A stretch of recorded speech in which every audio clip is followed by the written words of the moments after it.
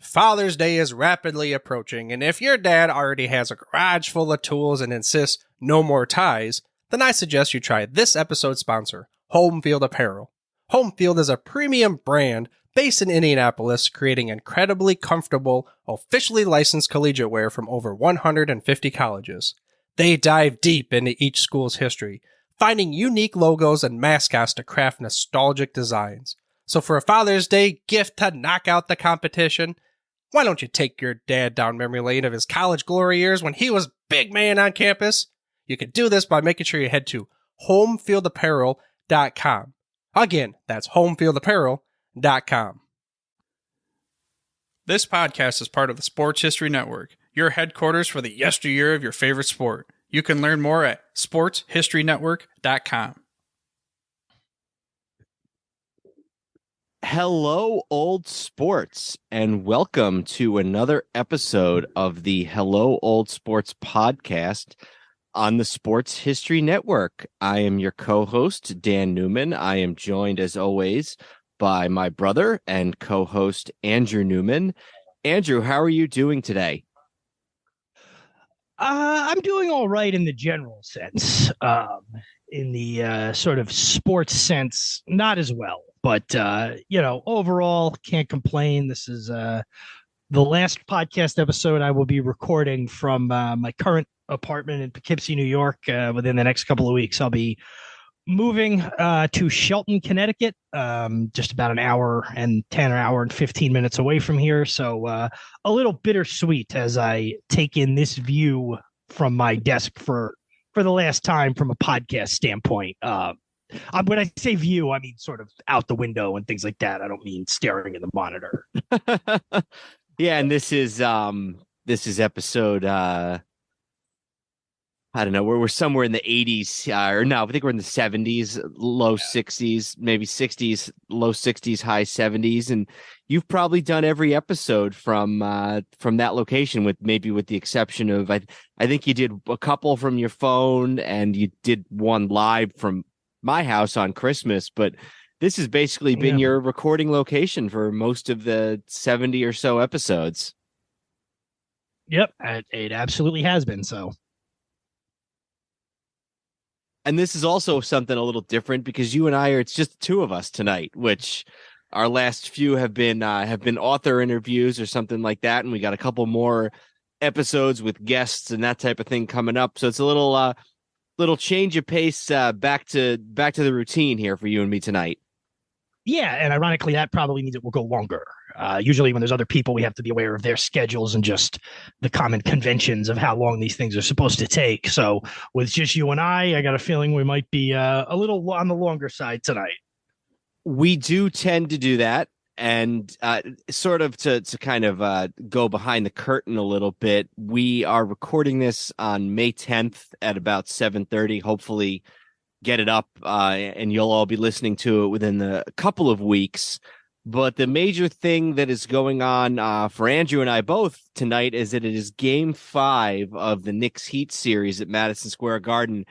Knicks down 3-1, and as this recording session goes on, so too will the game. Maybe we'll sneak in a comment about it here or there, but I think we're both sort of expecting this to be the last game of the Knicks 2023 season. So just to provide a little context. And so what we're going to do tonight is we're going to go back 50 years to talk about what was very much a successful Knicks season. It was their last NBA championship, victory over the Lakers in 5 games, just about exactly 50 years ago this week. Not just about exactly. Tonight, exactly 50 years ago tonight, the Knicks finished the Lakers May 10th, 1973.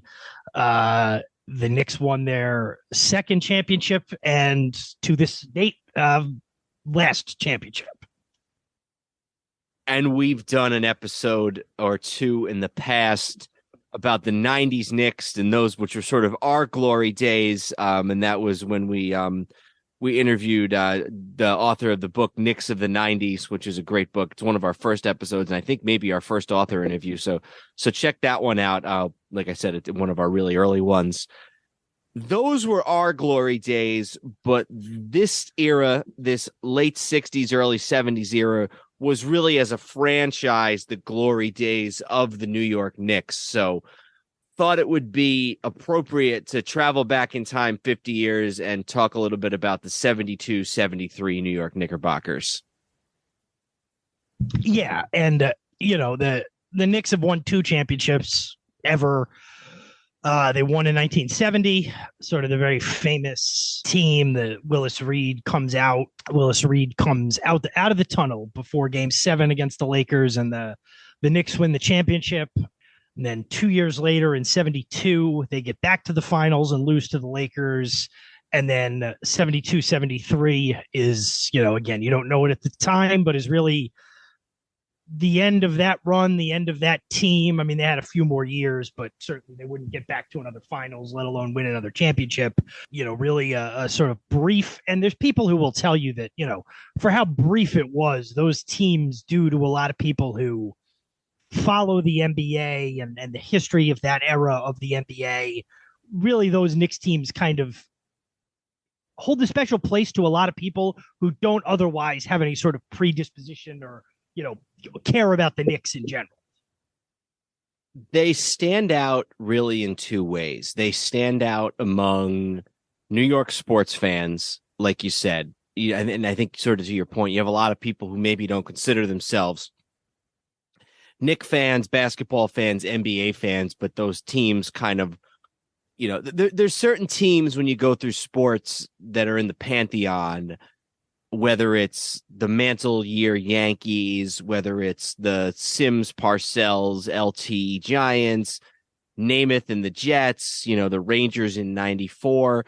If you're sort of telling the story of New York sports, especially New York sports in the lifetime of anybody who's still around today, so like, let's say post 60, maybe post 1960, that Knick team, it has sort of this special place. There's a book by Harvey Arrington called was later also made into a 30 for 30 on ESPN, called When the Garden Was Eden. And it's this idea of the Knicks as sort of the epitome of not only a New York team, but also of a basketball team. And that was my second point, is that sort of basketball purists kind of view those Knicks as kind of the attainment of something perfect as far as on-court chemistry. They were a team who they had no one superstar. On the 73 team, every single guy in the starting lineup is in the Hall of Fame. They were a team that built themselves on passing, on sort of selfless basketball, and they've achieved this almost kind of mythic status in the mind of basketball people. And I think this is the first team, but there's this, there's this thing, and I'm sure it's come up on this podcast before. I know it's come up to most people I've talked to in life at this point, but there's this sort of mythic thing about a certain era in New York sports, and it unfairly gets. It was not a calendar year. It was not a 12-month period. But you had the Jets win in January of 69. You had the Miracle Mets in October of 69. And then you had the Knicks in June of 70. So, it was an 18, 19-month period, but all 3 of those teams won championships. And it kind of represented a new era, or what they thought was a new era in New York sports, because the Knicks were the traditional New York team, but they'd never won before. The Jets were the upstarts in the city. The Giants had fallen on really hard times. The Jets in the AFL had won this championship with Joe Namath. And then the Mets, who had been horrible for the first 7 years they existed, come out of nowhere and win a championship at a time that the Yankees' 40-year run of dominance has fallen by the wayside. So there's sort of that mythical, very short period in New York where 3 teams won championships, and it was the first championship for all of those teams, and last in a couple of cases. All 3 won. And it was, and I say this as a joke, but also, there was all 3 teams wore orange. It was new. It was not the sort of the stolid blue and white of the Yankees and of the Giants. So it was kind of a new era, and it was also a new era in everything from television to journalism to all those types of things. So the subject here is the 70. Did you have something to say? Well, I was just going to say, so we're talking about the 73 team, and I mentioned the 70 team. Can you kind of walk us through the difference in the roster, the makeup of the team between the 70 and 73 team? Because there's a few key differences, things that happened, but I think it's important to sort of not take for granted that everybody's going to know that because we know that. Sure. So I think the best way to do that is just to kind of give like a brief history, very brief, or at least very brief by Hello Old Sports standards of the franchise. Of basketball? So James Naismith. He had a bunch of guys who were football players, but they needed something to do in the winter. He had peach baskets that he needed to wear in. That's right. James Naismith was a genius in terms of the fact that he basically created a sport that still exists today out of whole cloth. If we're going to have any notes on him, though, cut the hole out of the bottom of the peach baskets. But anyway, go ahead. We should do an episode on him sometime. Do you think we could get him? I do know people in Massachusetts. So Knicks are an original team in the NBA when it comes into existence in the mid-1940s. They play in 3 consecutive NBA finals in the 1950s, early 50s. I believe it's 51, 52, and 53. And they lose all of those. I believe all 3 to George Mikan's Lakers, at least 2. A third might be to a different team, but I believe that it's at least 2 of the 3 are to Mikan's Lakers. They then go into sort of this down period where they're not very good in the 50s and the early 60s. We actually talked a little bit about the Knicks of the early 60s when we did our episode about Tom Gola a couple years ago, because Tom Gola was on a couple of those, or at least one of those Knicks teams of the early 60s. They start to turn things around throughout the 1960s. One of the big moves that they make is the hiring of Red Holzman, who had been a player himself with the Rochester Royals in the 1950s, and in fact had won a world 51 was the Royals beat the Knicks, and then 52 and 53 were Minneapolis. And Red Holzman was on that 1951 team. So they bring in Holzman in 1967. They had gradually been bringing in guys. They drafted, and I don't have the years for all of this, but they drafted Clyde Frazier. They drafted Bill Bradley out of Princeton, who then became a Rhodes Scholar and missed a couple of years before finally joining the team. I think it's like 67 is when Bradley joins the Knicks. They have 2 centers. They have Willis Reed and they have Walt Bellamy. And they're kind of like the original Twin Towers, but they don't fit well together. They're always sort of trying to play the center position at the same time, and it doesn't work. So in the 68-69 season, 2 really important things happen for the future of the Knicks.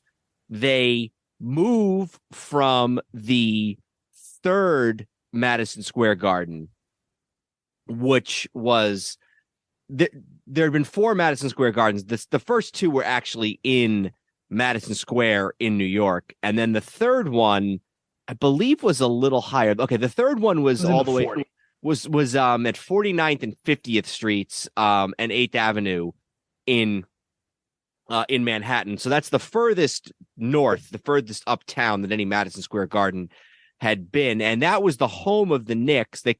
When you hear people refer to the old Garden, they're not talking about the one from the 19th century where they just had circuses and bicycle races.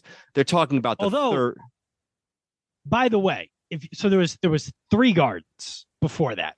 Mm-hmm. The old garden opened in the 20s. The first garden was really like a garden for the most part. I mean, I'm serious. It was sort of like, oh, a place where people can come take the air and listen to music and things like that. I don't quote me on this, but I think I read that there were apartments at the first one. Like people lived there. You've never heard about it? The guy who designed Madison Square Garden, and this is not really a sports story at all, but the architect of the original garden was murdered on the roof of that garden. Now, it of course involves somebody's mistress who was, I think, 14 and all this, and it's all neither here nor there, really. But for the moment, it's a very interesting story. But yes. So they move in 68, late 68, from the old garden, the third garden, 15 blocks south to what is known as the current day Madison Square Garden, which in and of itself is now an over 50-year-old building. And then they make a big trade with the Detroit Pistons for Dave DeBusschere. They trade Walt Bellamy, their other center, for Dave DeBusschere, who is a power forward. He'd actually been the player coach of the Pistons prior to coming to New York. And he had for a time been a Major League Baseball player. I believe he was a pitcher in the White Sox organization before devoting himself full time to basketball. So that trade does really two things for them. It allows Willis Reed, who's the captain of the team, to become the center, to become the undisputed leader of the team. And it also gives them that power forward position that they really, really need. And so they go into the 69-70 season. The starting lineup is Walt Frazier, Clyde Frazier at point guard. They got Dick Barnett, who had been previously with the Lakers and was a jump shooter. They called him fallback baby Dick Barnett because he would shoot this jump shot where he would kick up his legs behind him and yell, "Fall back, baby." And that was sort of his catchphrase. Two forwards were Bill Bradley, Dave DeBusschere, and then the center was Willis Reed.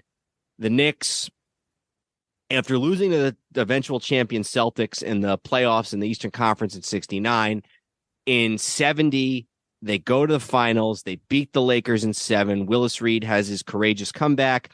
Clyde Frazier has a game for the ages in Game 7 of the 70 NBA Finals. I believe he has 36 points and like 18 assists or something like that. It's just a crazy game. One of the all-time great games in NBA Finals history.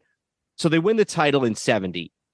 But they're starting to get a little old. They're starting to get a little injured. And the 70 team had a group of guys off the bench that were known as the Minutemen, who were sort of the guys who came in and spelled the veteran players when they would need a break. And that was guys like Dave Stallworth and Mike Riordan and Cazzie Russell, who had been a starter before I think he was a starter before DeBusschere came to the team, or maybe it was Bradley, but Russell had been with the team some time. Cazzie Russell had been a college star at Michigan and sort of a strong personality. And so that was the bench, but they didn't really have, with the possible maybe exception of a Cazzie Russell, they didn't have any stars off of the bench. But by 1971, so in 70-71, they have a good season. They won 52 games. They were 60-22 in the 70 season. 71, they're not quite as good. They're 52-30, but they win the division. They lose in the Eastern Conference semis to the Bullets, who are who had won the champion. I'm sorry, who had not won the championship, who had been their rival. Kind of, they'd played them the year before in the finals. The Knicks Bullets rivalry of the early 70s was something that was a really big deal, and it was punctuated by this rivalry between Clyde Frazier and Earl Monroe, the two all-star starting guards and, the big scorers for each team. But then they go into the 71-72 season, and they're a little old, they're a little stale, and they realize that there are some changes they have to make. And I want to talk a little bit about both these guys, because the two guys they trade for are two more Hall of Famers. two guys who are part of the NBA 50 greatest players, the NBA 75 greatest players, and that's Earl Monroe from Baltimore, from the Bullets, and Jerry Lucas, who had been with the Cincinnati Royals for many, many years. So just to close a couple of things that I was checking, in that game 7 of the 70 finals, Frazier had 36 points and 19 assists. So I think you were pretty much on the money. You might have said 19. You might have said 34 points, but right there. Dave DeBusschere was a pitcher. He did pitch not only in the White Sox organization, but he pitched for them for in pieces of 1962 and 1963. His career one-loss record is 3-4. He threw one complete game shutout with the 63 White Sox, excuse me. And the Bradley story is an interesting one because so Bradley was drafted in 65. It was the last year of the NBA's territorial draft. Have you ever heard this? Yeah, that was a big deal back in the 50s, where basically a team had the rights to a guy who either lived or went to college or whatever nearby. But did you hear how the Knicks had the rights to him? No. 1 mile closer to Princeton than the Philadelphia 76ers. At least according to this article. I mean, that's the kind of thing that could be a wives' tale, but that's what this thing says here, is that he ended up with the Knicks instead of the Sixers because he was 1 mile closer to the Knicks than the Sixers. While you're about to talk about Earl Monroe, I'll just say he'd been on the Bullets. He was in a contract dispute with them. They'd actually refused after the third game of the season to play any more games. And he demanded a trade to either the 76ers, where he's from. He's actually, one of his nicknames was Jesus of North Philadelphia. I don't know exactly. I got to look up which high school he went to because I went to college in North Philadelphia. The Bulls or the Lakers were the three teams. And then the Bullets had suspended him on October 22nd of 71. While the Bullets, I guess the Monroe contended that they weren't paying him the money he was owed even before he held out. The Bullets have a different version of the story, but that's the situation early in the 71-72 season for Earl Monroe.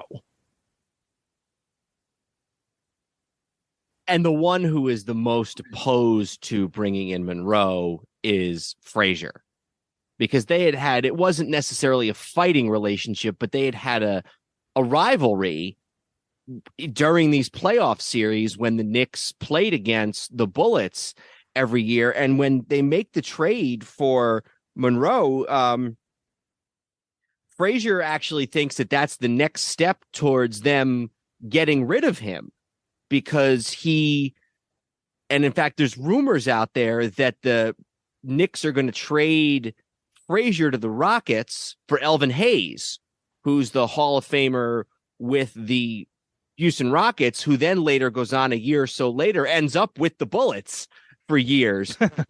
But that's sort of what Frazier is worried is going to happen. So, but Monroe, who had really been a scorer for all of his Bullets career, which I think was only like 3 or 4 years. It's not as if he'd been with them forever. And when we did our all-time NBA starting fives a couple years ago, Andrew chastised me for thinking that Monroe's career was mostly with the Bullets and not with the Knicks. He was more of a Knick than a Bullet. And this is what Frazier says. He says he was shocked. He thought that they needed a big man. He said that was probably the most tumultuous time in my career as a Knick, because now everyone's saying that Frazier's out. He's going to get traded. They can't keep both of them and all that. So it was a tough time for me. And Monroe, to his credit, subordinates his ego and his game and his on-court approach, recognizing that he doesn't have to do all the things that he had once done in Baltimore. He doesn't have to do those things in New York. And so he joins the Knicks. And for those couple of years, it's one of the greatest backcourts of all time. Yeah. And I guess it was pretty quick too. He, it's hard to put yourself in the position of it, using today's lens. It's very hard to understand the concept because we live in the era of super teams where guys willingly sort of orchestrate their ways to play on the same team. And even before that, the last era, you want to say the 90s and 2000, 2000s, meaning the first decade of the new millennium, even before the era of the super team, free agency was a part of life. Guys moved teams, guys, more readily accepted new players or, remained friends with guys who they had played with, who went elsewhere, things like that. In this era, especially when it's a team you're playing every year in the playoffs and multiple times a year in the regular season, it's almost like we won one. Why do we want one of them? Why do we want a guy from there to come here? So it went well, and it's almost like a foregone. When you look back at it, you're like, well, of course they got along. They're both superstars. And it's like, no, it was not a automatic thing even back then that Earl Monroe would have come in and just been like, no, this is Clyde's team. I'll adapt my style to this team instead of, well, I'm going to do my thing. They brought me here for a reason. So that's Earl. And then the other guy that they bring in is Jerry Lucas, who had been a 6-time All-Star with the Cincinnati Royals of the 60s.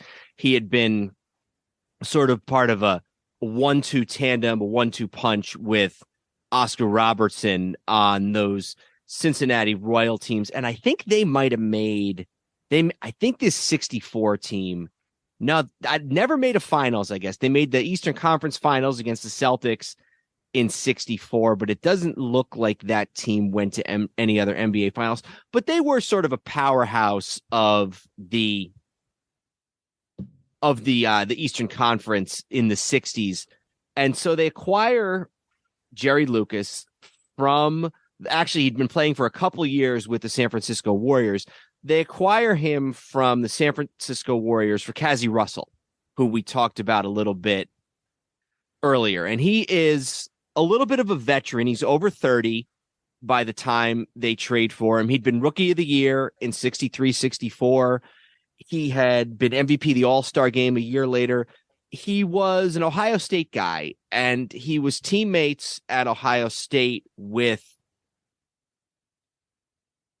John Havlicek. And I want to say, I think it's possible, I'm not 100%, I think Bobby Knight might have been on that team with those guys as well. So some really good Ohio State teams of the early 60s that he was on.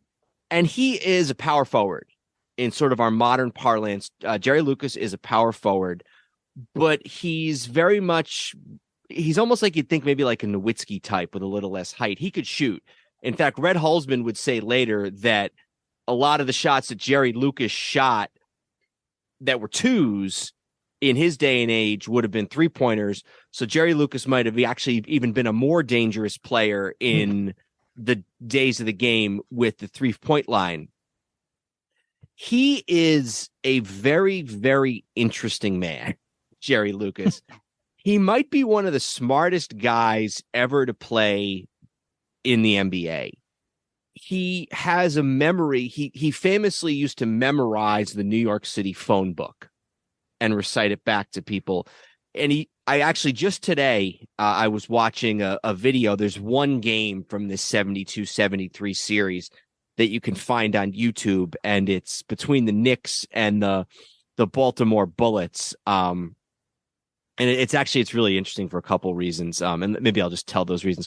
First of all, this game is played in Cole Fieldhouse, which was the home court of the University of Maryland, because the Bullets were having their stadium renovated, so they had to play at the University of Maryland. And Earl Monroe's in the game playing for the Knicks, and he's not wearing his number 15. He's wearing number 21. And the announcers explain that the reason why Earl Monroe's wearing 21 in this game is because for whatever reason, Earl Monroe was laundering his own uniform, and he left it in the laundry room of his building in New York, and somebody stole it. So he was wearing a number 21 with no name on it. And the other thing I would mention about the broadcast of this game that I thought was funny, and again, this is all just a digression, but the game is being called by Chris Schenkel, who's an ABC broadcaster that some folks might have heard of, and Bill Russell is the color guy. Howard Cosell, apparently, ABC forever used to do this like whole wide world of sports type things where it was like a whole afternoon on a Sunday or Saturday of sports programming. So it was a basketball game between the Knicks and the Wizards, and then there was like something else for like an hour, and then I'm sorry, Bullets. What did I say? Wizards. Yeah. So, and then there was something, and then the third thing was like almost like a news magazine type show with Howard Cosell. And it was Howard Cosell talking about how to fix the problems in amateur athletics. And if I'll just preface this by Howard Cosell did not always have a great relationship with athletes. He sort of looked down on athletes. He especially looked down on athletes who tried to become broadcasters. And you heard about that. You hear about it like with Bob Uecker, how he had just this like terrible sort of rancor with Bob Uecker because Bob Uecker was just a guy who loved baseball and Cosell was, thought he was above it. Or I don't think he always got along that great with Don Meredith on Monday Night Football, all this stuff. So anyway, Chris Schenkel is reading the promo for this Howard Cosell thing on amateur athletes, and it doesn't last. It's just like a 10-second thing. But Bill Russell, in sort of his majestic Bill Russell voice, just goes, "Do you think he ever was an amateur athlete?" Just like, really? And it's like, and there was such contempt for Howard Cosell in Bill Russell's voice, shorn of any context. But you have to know that even in 1973, he was probably already getting on the nerves of all these former athletes that were getting into broadcasting. Yeah, Howard Cosell. It's enough with Howard Cosell, to be honest. Every time I hear he's got a cool voice and he narrated a few cool boxing moments and stuff like that. But yeah, he seems like a guy who was pretty quickly, made it very clear that he was lowering himself to call of the results of a baseball game. You know what I mean? Then don't do it. If you're that much more important than it, don't do it. Go cover the Knicks and White House then. And you know what I mean? We're really digressing here, but I just have to tell one story. It's enough for him after all these years. No, but I have another story to tell there. Bob Costas told this story. It was like during a World Series. It might have actually even been the 82 World Series that we talked about in our previous episode. But Howard Cosell and Al Michaels were at the hotel after one of the games. And Howard Cosell was in the lobby and like all the fans and everything were coming up to him. And Cosell goes, "There's just nowhere I can get away from these throng of people." And Al Michaels just goes, "Howard, can I suggest your room?" Like, go to your hotel room. Anyway, just a digression. The reason I bring that all up is because on the pregame of this, they have this interview with Jerry Lucas. And Jerry Lucas was he was preparing, and I don't know if this ever actually aired or not. I couldn't find any information on it, but he was preparing for a special that he was going to do on ABC where he did magic for people. And he was going to do it as himself, Jerry Lucas, and then also as his alter ego. Give me a second here. I got to find this. The name of his alter ego.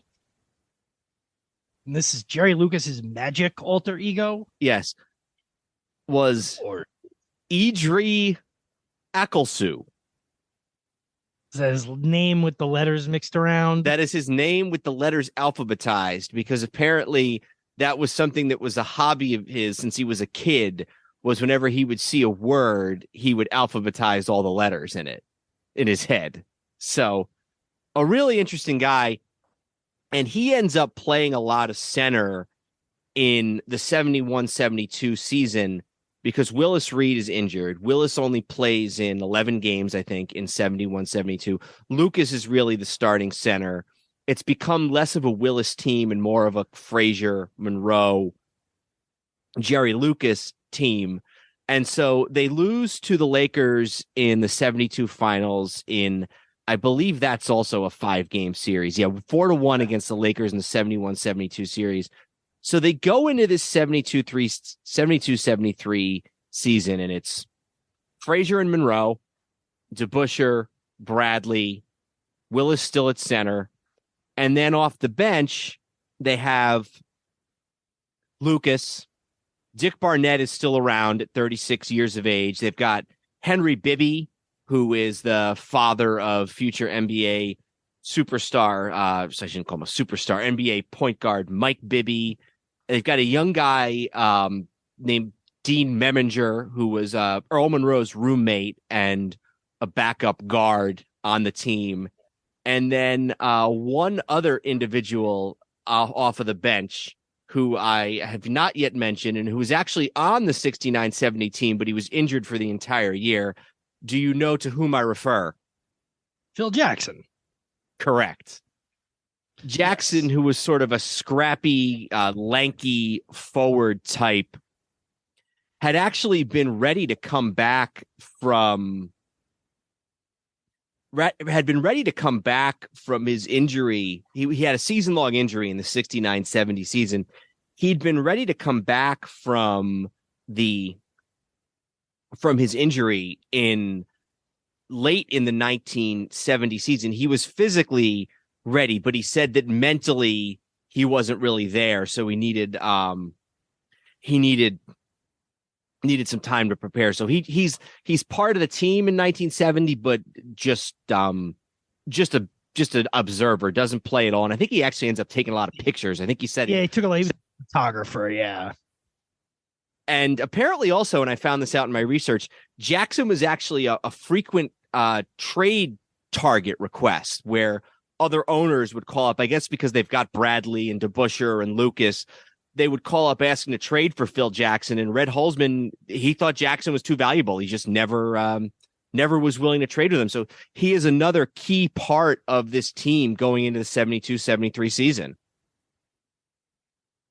So I guess we can start to dive into a little bit of the season, unless you had anything else about sort of the construction of the season of the team, right? Nope, I think we're good to go. Yeah.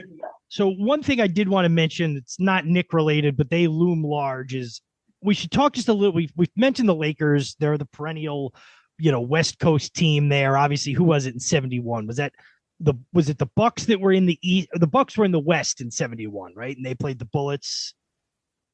Correct. And then 3 years later, they were back in the East. It was the Milwaukee Bucks in their conference in the early 70s is very strange. But yeah. And I think the Bulls were in the Western Conference then too. But short answer to your question is yes. There's some years where you look at the standings and the Rockets and the Mavericks are in the East, or the Spurs are in the East, and then the Hawks are in the West. It's interesting. But anyway, what I wanted to talk about was, the Lakers are pretty consistent. We'll obviously get to them when we get to the end of this. But the Celtics, so a big story. The Celtics had obviously won the eight in a row, 11 titles. That ends in 68-69. Russell is replaced by Tommy Heinsohn as the coach. They missed the playoffs for 2 years, 69-70 and 70-71. They missed the playoffs. They did make a big jump in 70-71. And by 71-72, they're really back in good shape. They went 56-26. They actually finished in first in that division. I'm guessing they're the first. They were first overall. And they lost to the Knicks in the Eastern Conference Finals in 71-72. So while it's not the Celtics of the 60s, they are back to being a formidable contender in the East, along with the Bucks, along with the Bullets. Although I guess not by then, probably not the Bullets, but the Celtics are a force to be reckoned with once again at this point. Yeah, absolutely. And in fact, they are on an 18-game winning streak, or I think it's 18 games. They are on a significant winning streak that the Knicks stopped them with, coming back from an 18-point. Let me get the exact here, so I'm not just So that's stumbling through it.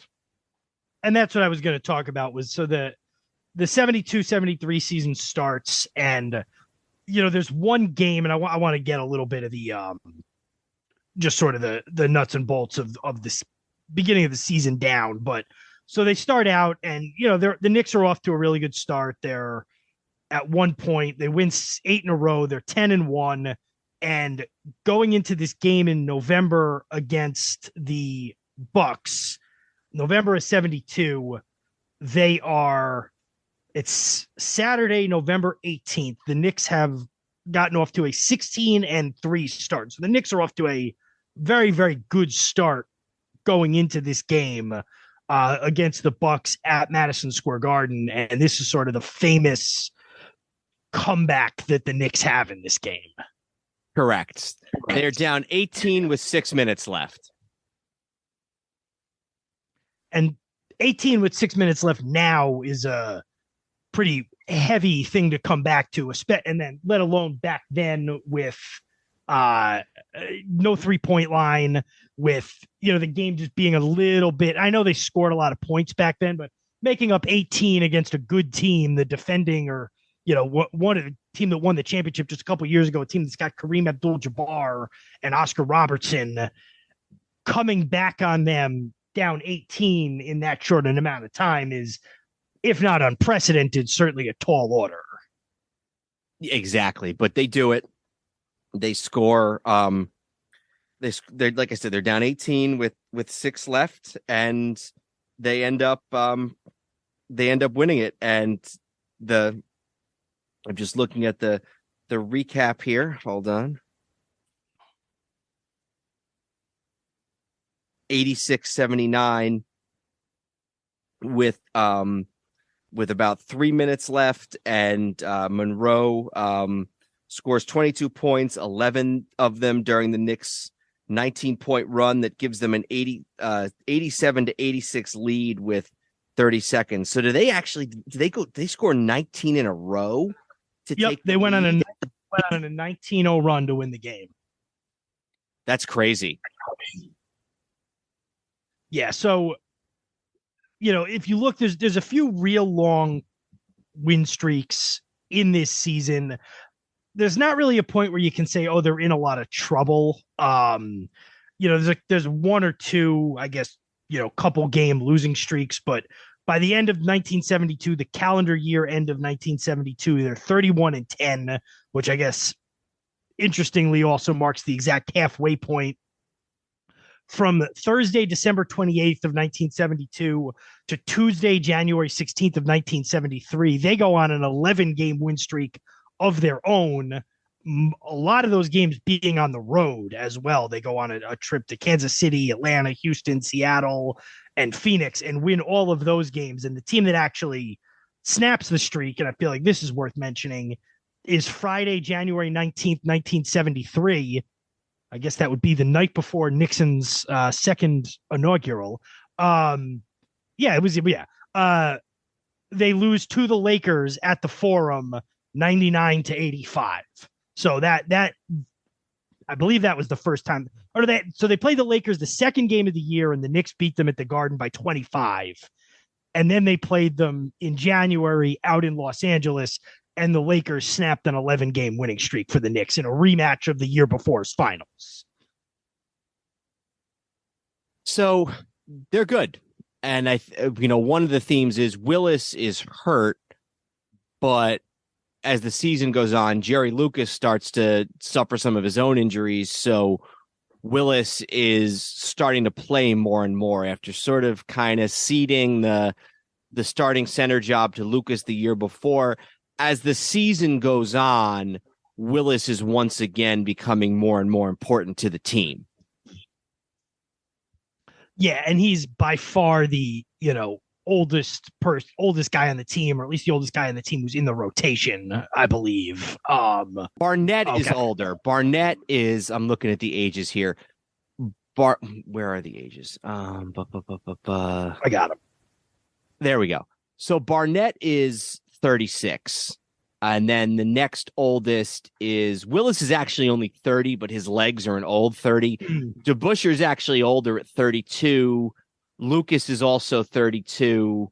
And then, Clyde, Monroe, 27, 28. And then some of these, Phil Jackson, 27. But Willis, it'll also, the other thing that we should make clear, and I'll talk about this a little bit at the end. Willis is in his second to last season. Willis only has 19 games left in his career after this season, and we'll talk a little bit about that at the end. But so they're a good team.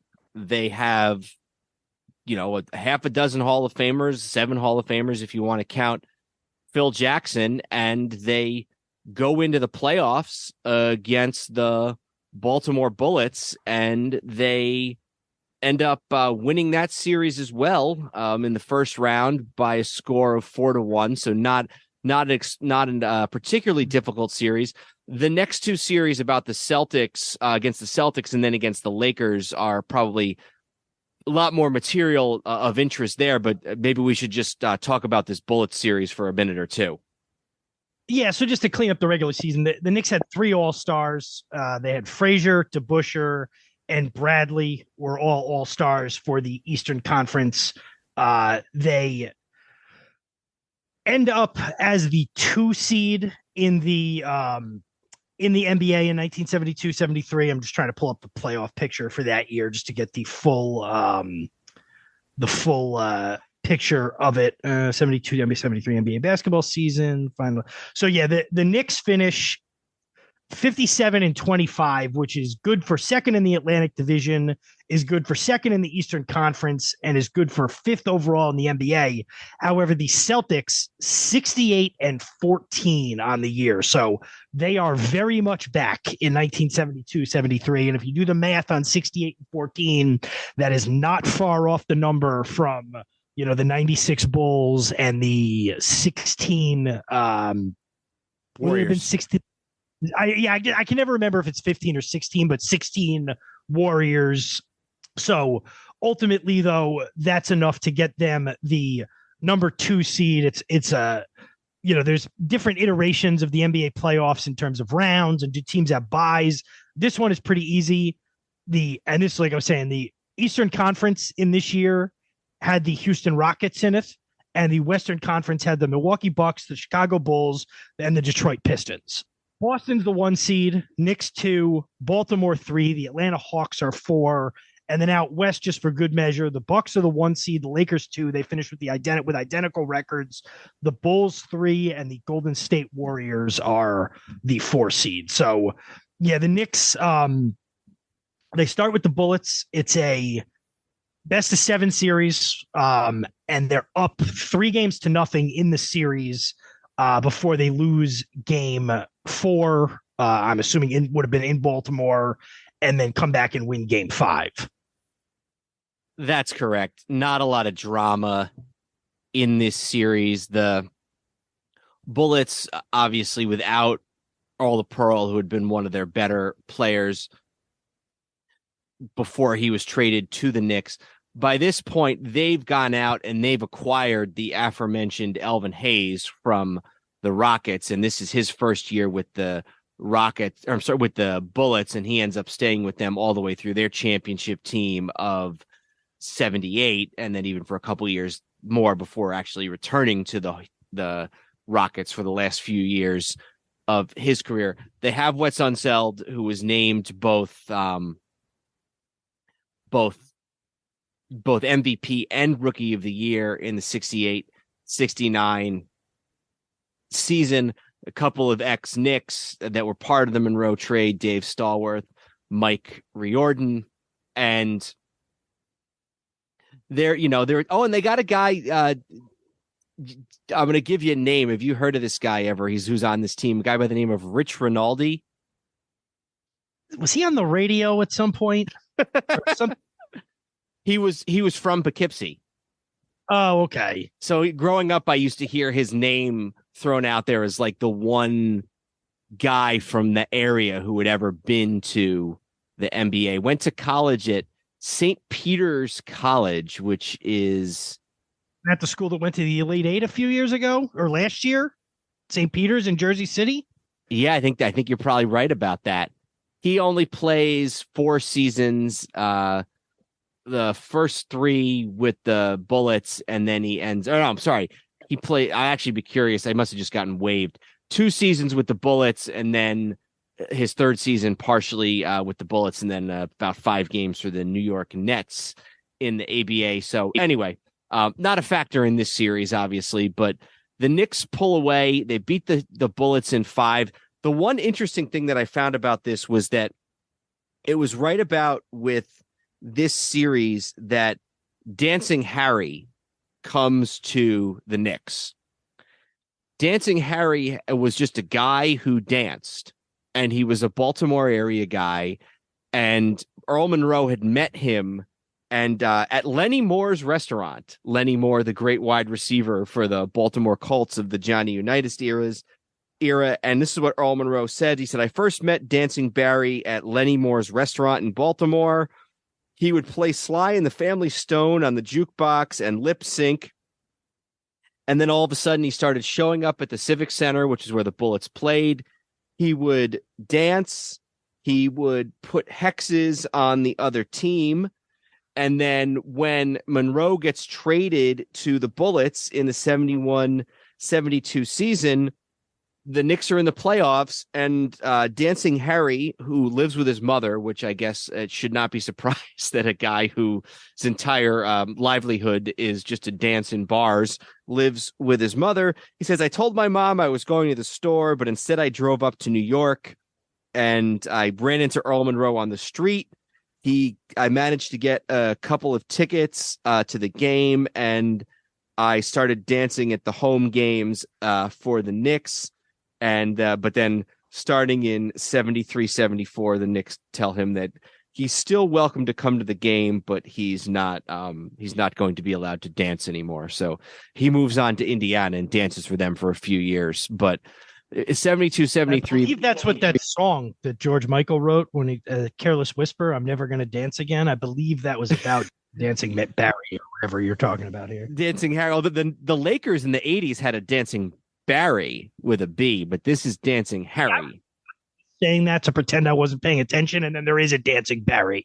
You know, being a diehard sports fan before like the 90s, there were some bizarre fellas. Stuff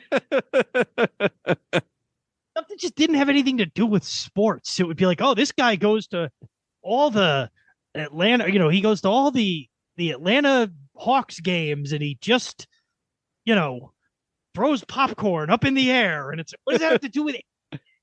Wears bright suspenders, and nobody knows what his name is. And it's like, what? The guy had some problems. Somebody probably should have, done some digging into what's going on there. That was a lot of guys. So you talked a little bit about this rebuilt Celtics team that they go up against in the playoffs.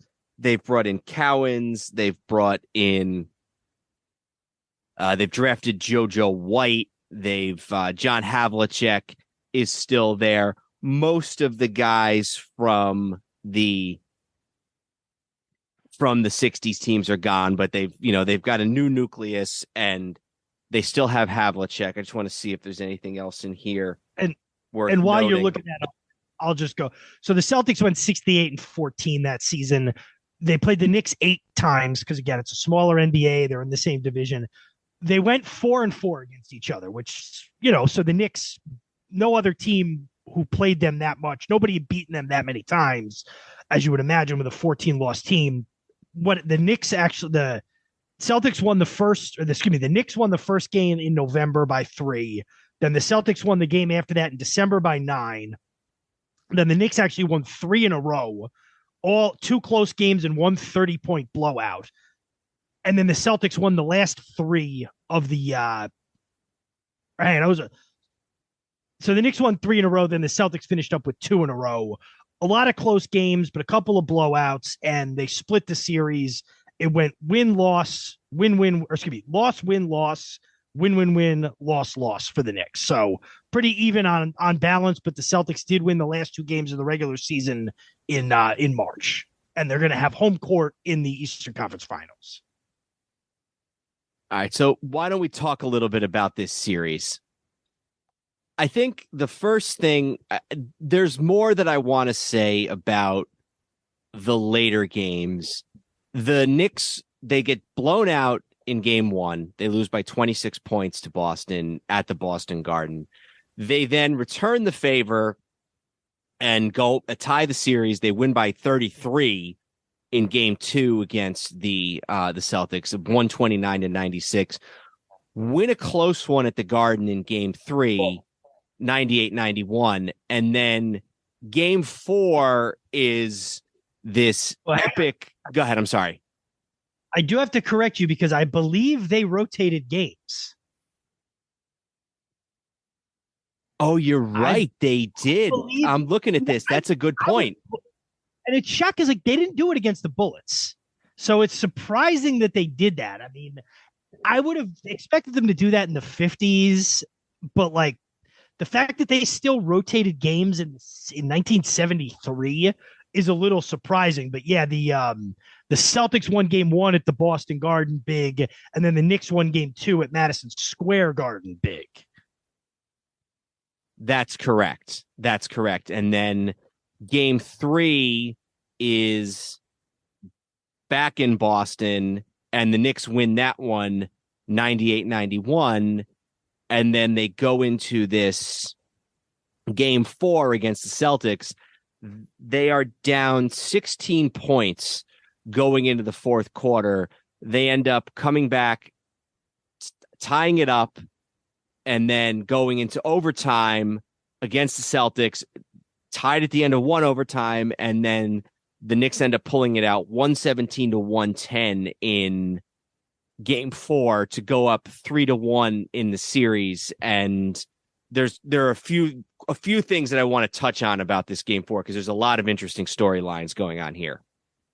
Sure. Just from a statistical standpoint, Frazier went for 37 points in 57 minutes. This game go to double overtime? Yep, double overtime. Frazier played 57 of 58 minutes, had 37 points. DeBusschere, 22 for the Knicks as well. He played 51 minutes for the Celtics, 33 for Dave Cowens, who played 55. Don Nelson with 16 and JoJo White with 34 as well. So those were kind of the highline scorers. Havlicek is injured for this game. He shows up in street clothes. He doesn't play. And the Knicks end up getting a big contribution in the second overtime from John Gianelli, who is one of the bench players, a guy who he's not necessarily an end of the bench guy, but he's not by any means one of their stars. He ends up going 4 for 4. He's a rookie too. He's a rookie, 4 for 4 from the field, 10 points. Mm-hmm. So Gianelli is a 22-year-old rookie, played in 52 games that year and actually hung around the Knicks for another couple of years and played after this. He was one of the first guys off the bench. You know, I'm looking at the game played 70, 80, 82. And then it looks like in 77, he gets traded to Buffalo and then is on Milwaukee for a couple of years and then Utah before finishing up his career in Italy. So, you know, ended up hanging around the NBA for quite a while. Went to the University of the Pacific, and his nickname, according to this thing, was G-Man. So this is from this When the Garden was Eden book. This is how Gianelli is described. He said he may have been the freest of old Knicks spirits, a beach lover who yearned for the West Coast life, who would build a cabin with his wife in the mountains between Yosemite and Tahoe and play several years in Italy after 7+ NBA seasons. Red Holzman has a hunch that his length would be more effective, you know, his size, his height against Dave Cowens than what Jerry Lucas can do. And Gianelli winds up playing 16 minutes in total, hitting all 4 of his shots and drawing Cowens' 6th foul. He's Clyde Frazier's roommate, so Clyde says, I guess something must have rubbed off on him. And the Knicks end the game on a steal by Phil Jackson to pull away and win the game 117-110. And there's one more thing I want to note about this game, unless you have something else. No, go ahead. So there's a lot of anger on the part of the Celtics towards the referees after this game, and they feel that the calls have really gone in the Knicks' direction, and that maybe the NBA is looking, they want to see a Knicks-Lakers series. So in a shocking development, the head coach of the Boston Celtics, Tommy Heinsohn, thinks that the refs are being unfair to the Boston Celtics, which I believe was the only time he ever complained about calls against the Celtics in his entire life. He loudly curses. Well, there's one thing the NBA is frequently known to avoid. It's wanting a series comprised of the Boston Celtics and the Los Angeles Lakers. That's anathema to them. So after the game, go ahead. I'm sorry. I was going to go on a rant, and it's irrelevant. Go ahead. The among other things, the Celtics get a technical foul called because there's a rule at the time that you can't call a timeout in the back court in the game's final 2 minutes. So Don Nelson tries to call a timeout, and he gets called for a technical foul based on that. After the game, Heinsohn loudly coaches the two referees in front of their dressing rooms. He says, you got to be up 20 points in the fourth quarter to win up here, meaning MSG. We played a super bleep game, and we were only 16 up. That's why we lost. 38-23 in free throws attempted. Who are they bleeping? He said, 20 points, that's my quote. We deserve to win. Don't put that tape recorder on in here. Get outside. And then Red Auerbach says, don't call the Knicks comeback courageous. And he said, we played a great game and deserve to win. So the Celtics, you know who they are and have always been? They're Hulk Hogan in like 1992. Strictly in kayfabe, in wrestling terms, he's won everything for 8 years. He's gotten every break in the book. Anytime he loses, it's the crime of the century, and everybody's out to get him. And to the rest of the world, it just looks like whining. That's what the Celtics are for the most part. Then, now, whatever is. Go ahead. Sorry. So there's a sports writer in the Boston Globe a day or two after the game says that, quote, the game was being stolen from the Celtics. Believe Johnny Most if he told you that. And I figured it was absolutely meaningless under those terms. Why should I care about something that was only a step above burlesque? He says, I could not be so dumb that I cannot see that New York always gets the needed break to get itself back in the ball game. Nothing ever gets in its way.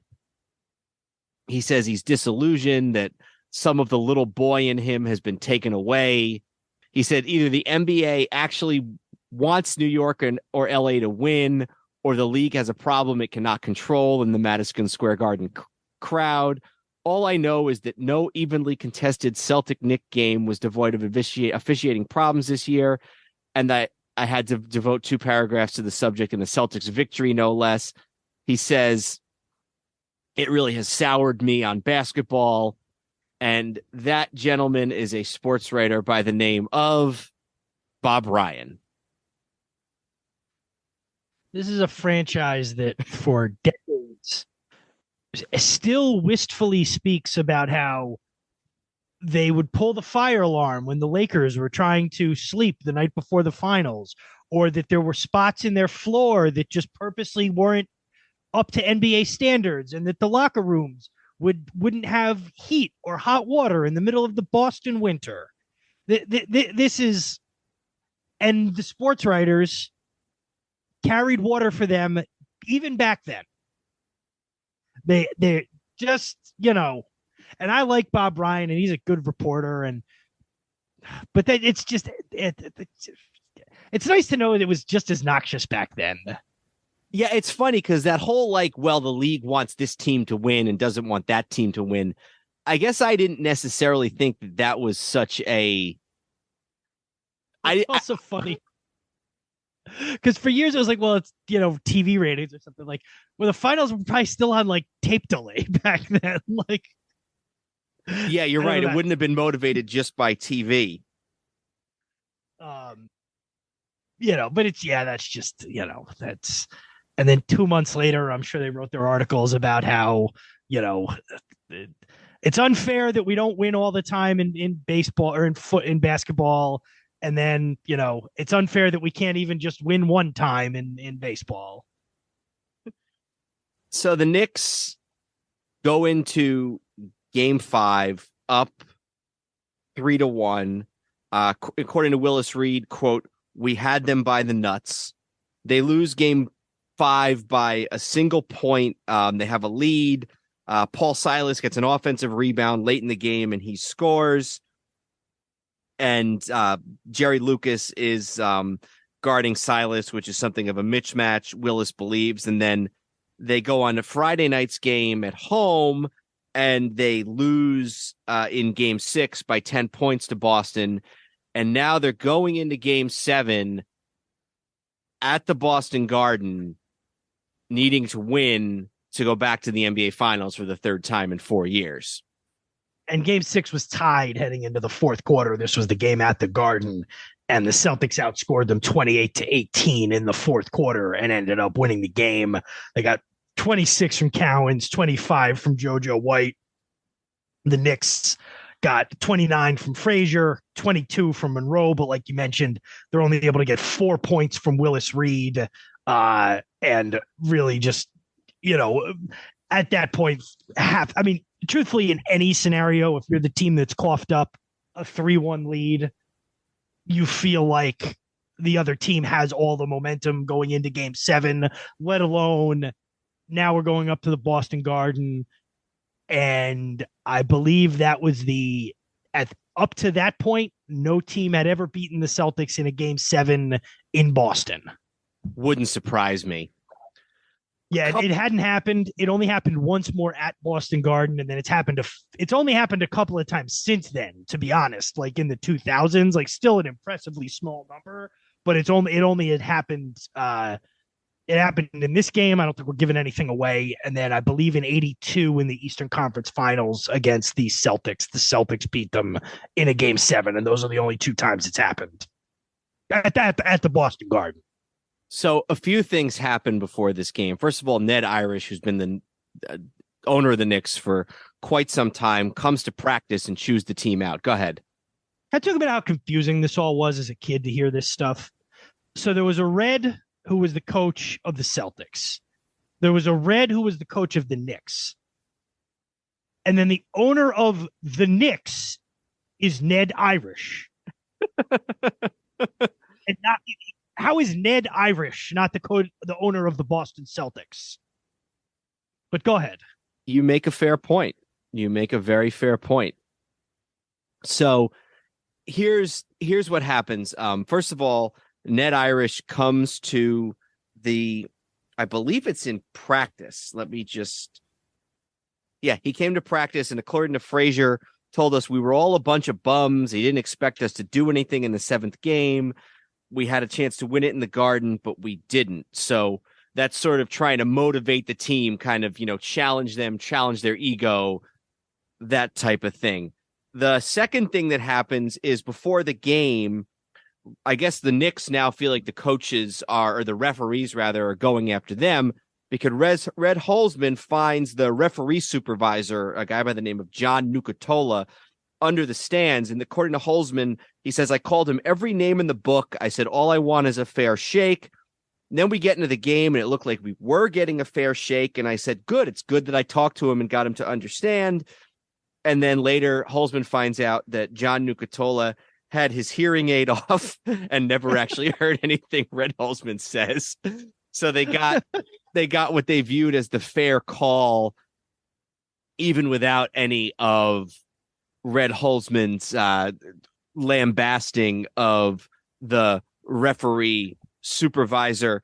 And then the third thing is that, and you alluded to something like this a minute or two ago, Phil Jackson strongly believes that the Celtics are sabotaging the Knicks prior to the game. He says that the fire alarm was pulled at the hotel the night before Game 7. And then when they got to the arena, they found out that they had been assigned a new locker room with a low ceiling and an oversized training table. So some of those shenanigans they're already up to in 1973. They were already up to those long before 1973. That's a good point. Yeah, Auerbach was probably the king of those, whether it was doing things with the floor or with the nets or you name it. We don't really need to say much about this Game 7. The Knicks really do blow them out of the water. They're down 3 after a quarter, but then they're up 5, and then they really come out strong. They outscore the Celtics by 10. Much like Game 7, much like Game 4 had been a chance for one of the reserves to shine in John Gianelli. Equally, Dean Meminger, who was a young guy on the team, had not been on the 70 team.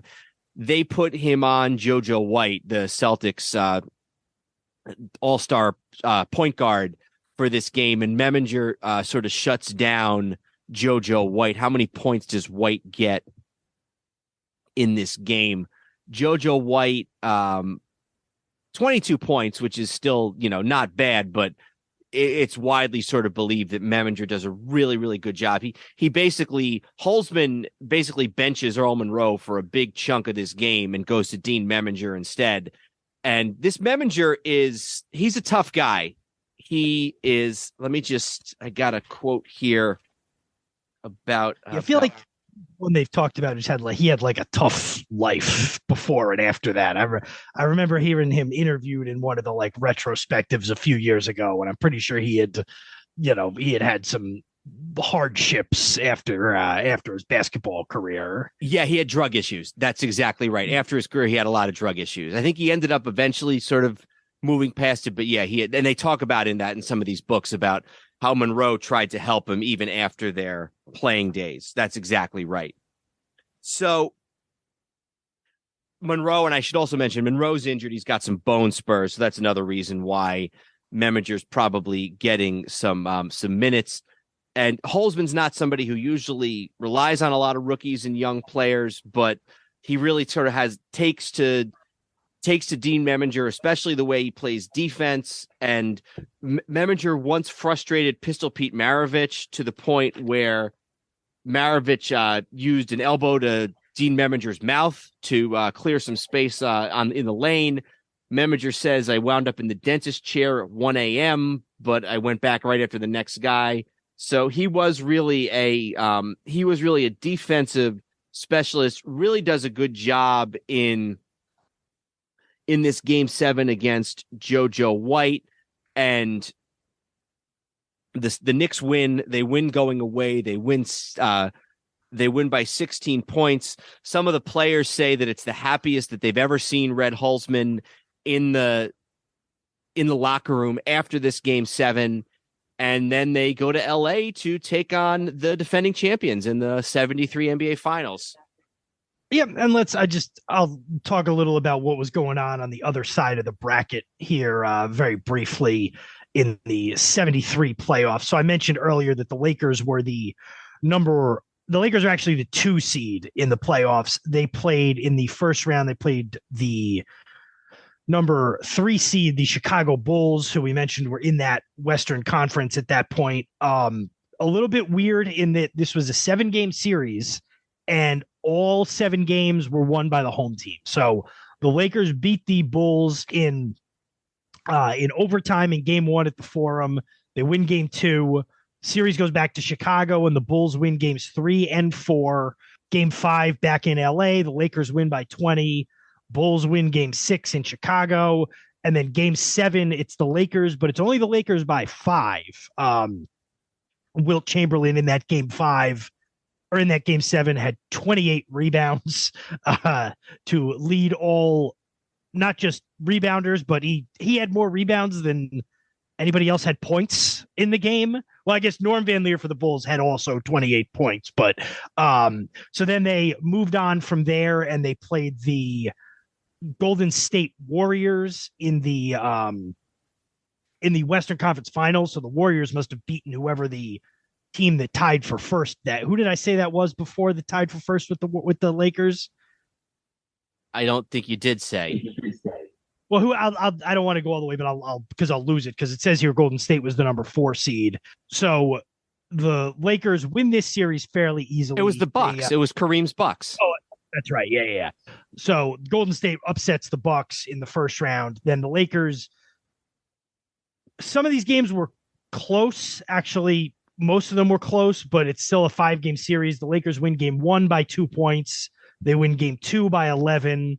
They win game 3 on the road by not close. They win by 56 points, 126-70, which I have to imagine is still one of the most lopsided playoff scores of all time. It would almost have to be, wouldn't it?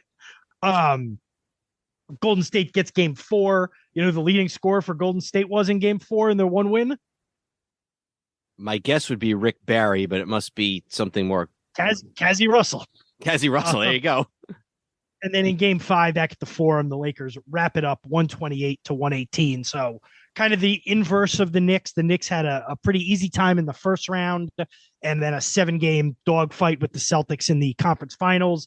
The Lakers had probably a much tougher than anticipated series in the first round or in the first round against the Bulls, and then a much easier time against the Golden State Warriors. They got not lucky, but they were fortunate in that they were able to avoid having to play Milwaukee in that conference final. So like you mentioned, the stage is set. Lakers and Knicks for the second year in a row and the third time in 4 years. Now the difference this time is it's going to be the Lakers with home court advantage. So games 1 and 2 are going to be in Los Angeles. And the Knicks lose game 1. They go on to win the next 4.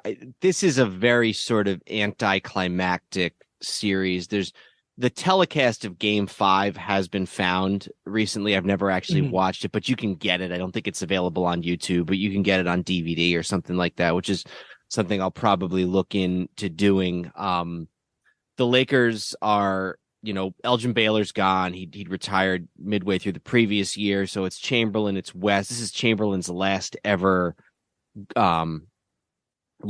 season, because then he has some issues with holdouts, and he wants to go to the ABA. There's always a lot going on with Wilt Chamberlain as far as his issues with the teams that he's playing for. So they have Earl Monroe has a really good series. He had been kind of outplayed the previous year by Gail Goodrich, but he comes back and has a much better series in 72-73. That, like I said, the Knicks win in 5.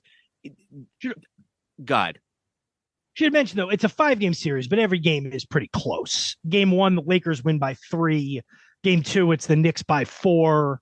The series goes back to New York. Game 3, it's the Knicks by 4. Game 4, it's the Knicks by 5.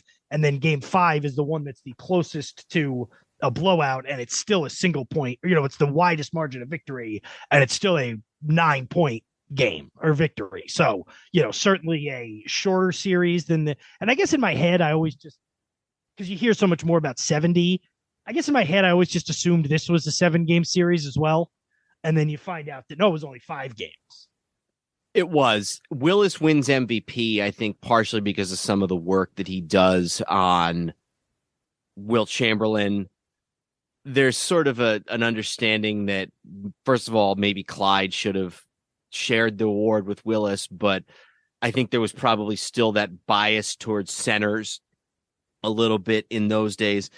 Frazier, Bradley leads the team in scoring in the finals with 18.6, Frazier 16.6, Reed 16.4, Monroe 16.0, and DeBusschere 15.6. So it really is a sort of a composite victory. It's sort of the last of the, it is a perfect encapsulation of what those Knicks were about. Every starter averages between 18.6 and 15.6 points per game. So they're all within 3 points of everybody else. And that's it. There's, Earl Monroe and Dean Meminger talk about how they don't really celebrate afterwards. They go back to their hotel room, they order room service, they watch some TV, and they just kind of lay in bed. It's talking about how, how great they feel to have won a championship. So it's the only title for Monroe. It's the only title for Lucas and Meminger and Bibby and Phil Jackson, his only title as a player, as an active player. And I want to talk a little bit about the few things that happened in the aftermath, because things kind of come crashing down really quickly. But it is the last night, 3,000 miles away, the last night of a magical era in New York Knicks and in New York sports history. Yeah. And, I'd like to talk a little about some of the reunions and stuff like that, but just to do it very briefly, it is pretty much over after that. The next year, 73-74, they're still good. They get to the Eastern Conference Finals and lose to, I guess that would have been Boston, right?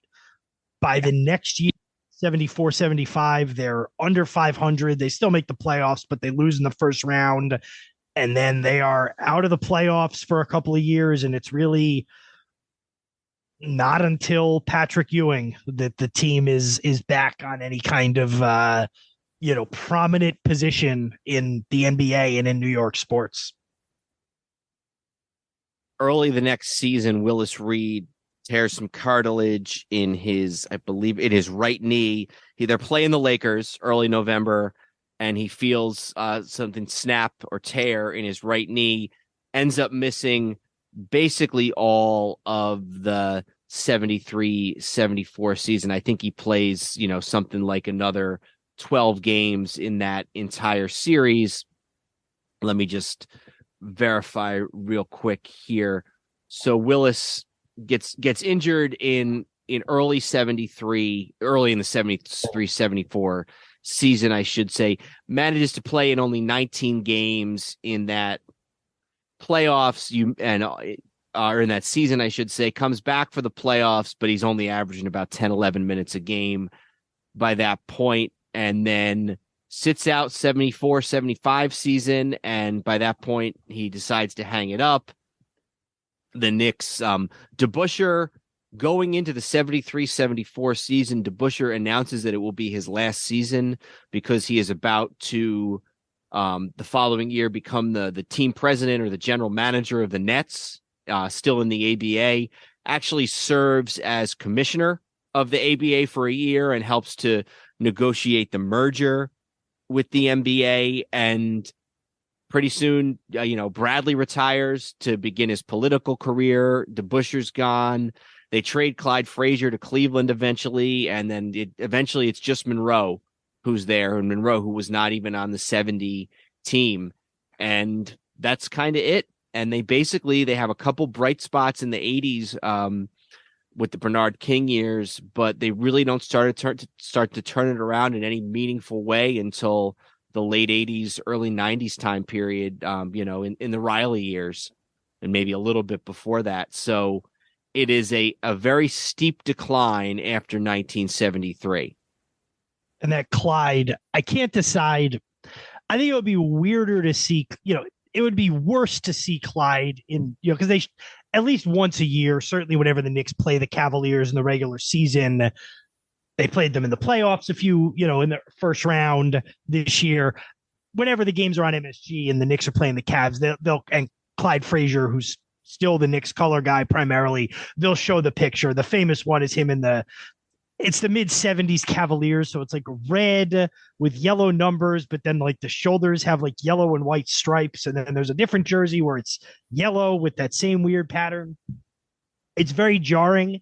I think seeing him in any uniform would be jarring, and obviously it would be weirder, like in a bad way, to see him in a Celtics uniform or a Lakers uniform, but just something so like jarring about like, oh, there's Clyde Frazier now in his bright yellow and red Cleveland Cavaliers jersey. And he, I think he was very bummed to be there. And, certainly it's like Tom Seaver from the Mets. You know what I mean?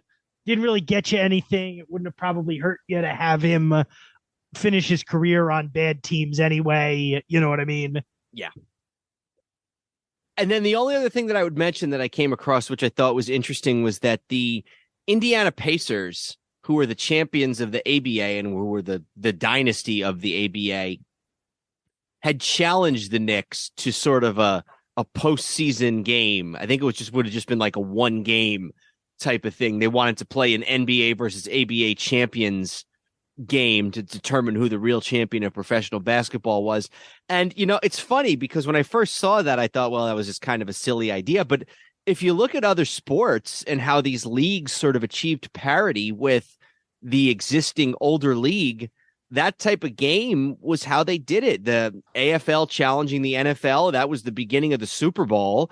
And then even if you go back to baseball, that, when the American League first came in 1901, their big goal was to achieve parity with the National League. And that's what happened with the World Series starting a couple years later in 1903. So not the craziest idea for the Pacers to have.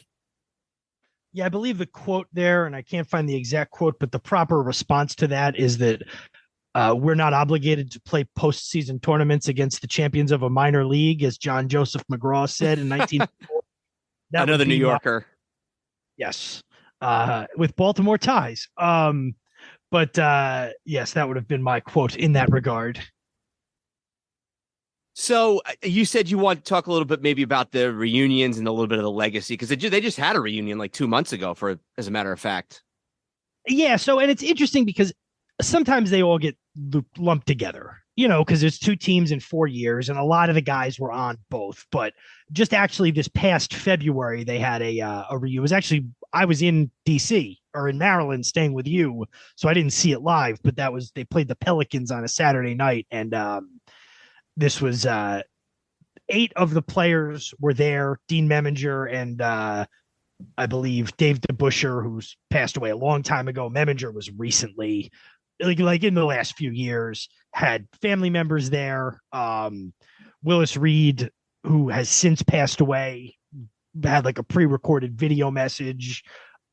Yeah, so it was Barnett, Bradley, Monroe, Jerry Lucas, Henry Bibby, Walt Frazier there. Phil Jackson did not go. And I feel there's a part of me that does feel bad about that, because Phil Jackson, even when he was the coach of the Bulls and then the coach of the Lakers, always spoke very fondly of his time as a player with the Knicks. He takes over as sort of president of the Knicks, whatever year it was, is equal parts disinterested and bad at it, gets fired. Fans are very happy he gets fired. Things are better now, which is not saying much, but they are better. And he now feels like he can't show up to something like this. And there's a part of me that feels bad about that. He'll survive, don't get me wrong, but you know what I mean? Well, and again, we're digressing a little bit here, but I never understood why it was so important. They just showed Clyde on the TV at the game, by the way. Yeah, I saw him a minute ago, too, when I looked over there. So, yeah, he's still hey, and that's something else you want to tell. You talk about legacy. You talk about 50 years after he won a championship. The guy's still an active part of the Knicks, and he still does games. He still travels to games. He doesn't just do home games, I don't think. He may not travel to every game, but... No, he does. He does a lot of them. There'll be times where he's gone for like a week, and it's usually he's got a place in, I think, St. Bart's. St. Croix. St. Croix. St. Bart's, I think, is Lorne Michaels. It's another New York sort of longtime celebrity. So there's games, or you'll see like, oh, it's a Wednesday night in Minnesota, and maybe he's not there. But I would say he probably does 50 or more games a year. So he does, a lot of them. And you have to figure he's an older guy, obviously.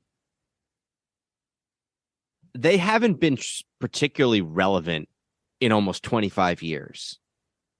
They were just bad for so long in the 21st century. And then you factor in COVID. The fact that this guy is still out doing games now, after all the reasons he could have just sort of quietly bowed out, it's really just kind of crazy. It's also crazy, because James Dolan's not a guy who's all that he wouldn't be like, oh, it's surprising that after all these years, he didn't, James Dolan didn't get mad at him for saying something about the team and suddenly they're in a tiff and he's, and you're right. The fact that the guy sat through this many years of bad basketball, just the act of watching it, you know what I mean? The Knicks are on quite a run at the moment now. They're up 18. So your forecast of doom seems to have been a little premature. Yeah, I don't think I was the one who forecasted the doom, but that's okay. Was that Larry, the dancing guy? Harry.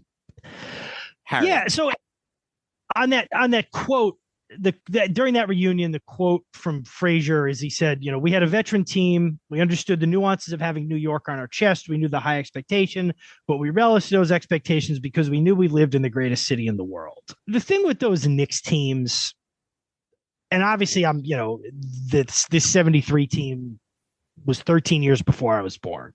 So I missed them by at least 20 years. It's not like I missed them a lot. If you almost have to be, what would you figure to if you were 12 in 1973 or even 10 in 1973. So you got to be close to 60 years old to have much firsthand knowledge of these or firsthand memory of these teams at this point. Yeah. And then when you factor in that games, there was a lot less TV. There was more TV for the Knicks than there probably was for most teams back then, but there was, not as much TV. Hopefully this makes sense to you, and I think other people will understand it. Game 1 of the Knicks Cavs, their first playoff game this year. MSG does some really cool commercials. And I'm watching the games with my friend, and they went to a commercial of this guy who's got like a mural of Anthony Mason in his house. And I'm not at the moment trying to disrespect Anthony Mason because he's passed on. But I was kind of saying to my friends, like, there's something a little sad about the fact that this 90s Knicks team that we all revere, or that, Knicks fans of our generation love, was basically Patrick Ewing and a bunch of guys who got into fights. Charles Oakley was a good player, and sometimes very good, but and I love John Starks, but the fact that they're the guys that people our age have murals of in their house. How many guys on the equivalent of Anthony Mason do you think the Celtics have had over the years that nobody really remembers? You know what I mean? Mm-hmm. Yeah.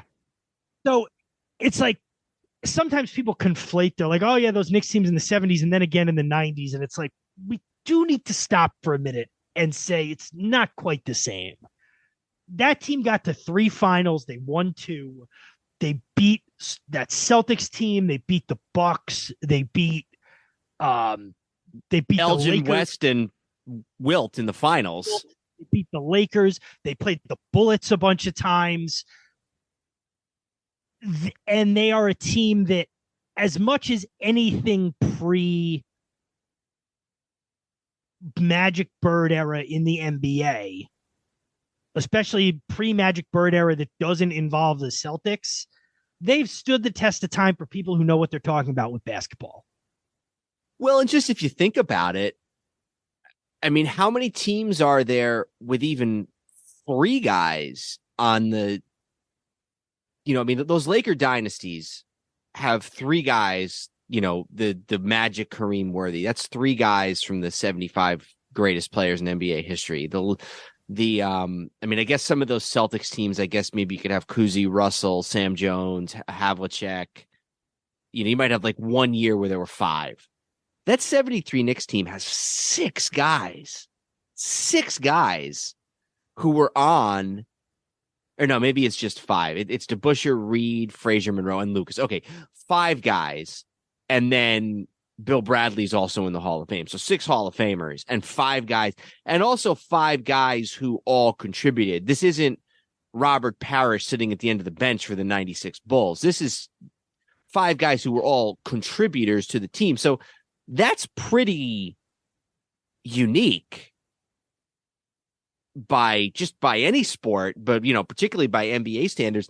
It is in many ways a collection of talent that has not really been matched in the NBA in its whole history. Yeah, I mean, the thing I've said this before more when I've talked about teams like the 70s Steelers, but it applies to some of these older teams where I feel like there's a little Hall of Fame inflation going on where sometimes it's like, well, he was on a team that won, all these championships. So like, guys who maybe wouldn't have gotten in otherwise get in, and then you reverse engineer it the other way and go, oh, well, of course this team was so great. Look at all the Hall of Famers they had. There's no person on that 73 Knicks teams that's a Hall of Famer that anybody even attempts to argue is not a Hall of Famer. Well, I don't know that anybody ever does that in the Basketball Hall of Fame anyway, because they basically count everything from the first time the kid was 3 years old and first shot at basketball. The one who I don't think necessarily had a Hall of Fame NBA career is Bradley, and I think he's partially in for sort of what he did at Princeton. But yeah, absolutely. It's not as if there's anybody who it's like, oh, well, they're just there because they were along for the ride. I don't want to end this on a sour note, but I sort of digress from my point about Phil for a minute. I just never understood what anybody thought it would accomplish to bring Phil Jackson to the Knicks as an executive in 2013 or whatever it is that they did it, given the fact that he had never been an executive. He was old. It was almost like they had to be able to say that at some point Phil Jackson was an employee of the Knicks because they'd been trying to get him to come coach for so long. And that was like, just by doing it, it was some way to check some sort of strange box and, whatever. And it was maybe like, okay, we can't bring any big players in, so we'll bring Phil Jackson back. But as much of a jerk as Phil Jackson can be, it is sort of a shame that his Knicks legacy is tarnished by all of that. And that's what I mean. He's not a central guy to the 73 Knicks story, but he played, he was in the rotation. He's, like I said, I feel bad that, because he was at whatever it was. It might have been the 70 team 5 years ago, although no, because that would have been after his presidency as well. But there was some reunion for some team. Maybe it was 40 years of the 73 team. I think that's probably what it was 10 years ago. And he was there and he got cheers. I think that was right before he got hired as the Knicks in the front office. He got hired. He's there. He gets cheered. I think it means a lot to him. And now, he'll probably never show his face there again. And he'll survive. He's got plenty of, the accolades he so richly deserves. He'll be fine. But, there's a little part of me that's like, it's sad we had to do that. You know what I mean? Agreed. But it was a great team. It was a great story. And I really just wanted to shine some light on the lesser talked about of the two Knicks championship teams from the early 70s. Mm-hmm. Well, I thought it was a good episode. We hadn't done a straight basketball episode in a while, so I thought this was a good pick for playoff time. So maybe the Knicks will even somehow still be in it by the time this posts in a couple of weeks towards the end of May. But until then, I'm Dan Newman. And I'm Andrew Newman. Goodbye, old sports. This podcast is part of the Sports History Network, your headquarters for the yesteryear of your favorite sport. You can learn more at sportshistorynetwork.com. Hey there, sports history fan. This is Darren Hayes, host of the Pigskin Dispatch and Jersey Dispatch podcast. I hope you've enjoyed another great episode here on Sports History Network. Now, speaking of sports history, this episode was brought to you by Firefly Books, and they have two great ones for you this summer.